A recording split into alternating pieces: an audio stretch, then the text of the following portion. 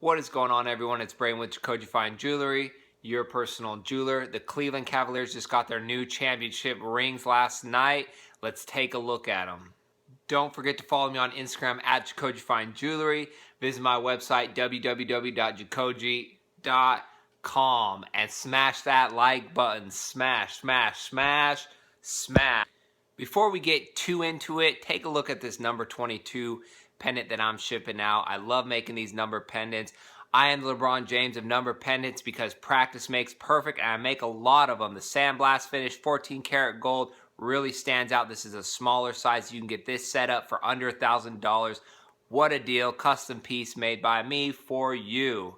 The Cleveland Cavaliers, with LeBron James himself, were down in the series against the Golden State Warriors in the finals, clawed their way back to win it in Game 7. It was, in my opinion, one of the most epic series of all time. It was fun to watch. I'm not a big Cavs fan. I'm a diehard Lakers fan, but I was rooting for LeBron. I was rooting for the Cavs just because how hard they fought and everything they overcame to get there. Now, I was anxious to see who they were going to use for their rings and how their rings were going to be made. I didn't want them to get cheap because this is a huge deal, and they definitely did not cut any corners.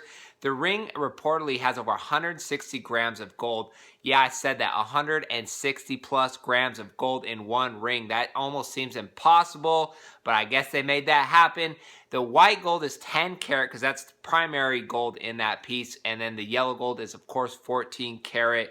But regardless, that's a lot of gold. Now, the diamonds, there's over 400 small diamonds, and that equates to 6.5 carats. There's a 1 carat in that trophy, and it looks like it has some enamel finishes on the side. It's really cool. They did the city, they did the numbers, of course. They did a good job with all the details designing this ring. My probably favorite thing, which I didn't really think I would like about it, is the red C and the enamel finish. I don't like enamel that much. Enamel is almost like a paint that they pour and it sets, and you could use a lot of different colors with them. It's pretty versatile, but I don't really like the look in itself. But for this ring, I do. I would much prefer enamel over, like, if they set some treated rubies or garnets or something like that. It's much more clean in that aspect. Good job on that. I don't like the 1 carat on the trophy tip. I think they should have just left that gold and, you know, really focus on the details of the basketball, but they put a 1 carat diamond there. That to me just looks a little too old school and lazy. Some of my favorite championship rings are the 2010 Lakers and last year's Golden State Warriors championship rings. Those were designed and made by Jason of Beverly Hills in LA. I think he does a really good job with making these rings. Anything he makes is, you know, he pays attention to details. The craftsmanship's really there. These rings are very big. They're very loud. They're well-deserved. I guess the owner bought everybody in the organization rings. Now, of course, not the same rings the players are getting, maybe scaled down a bit. But everybody involved, no matter if you sold hot dogs or picked up trash at the end of the game, you got something, which was really cool. This thing was a big deal, and everyone involved in the Cavs organization deserved a little something.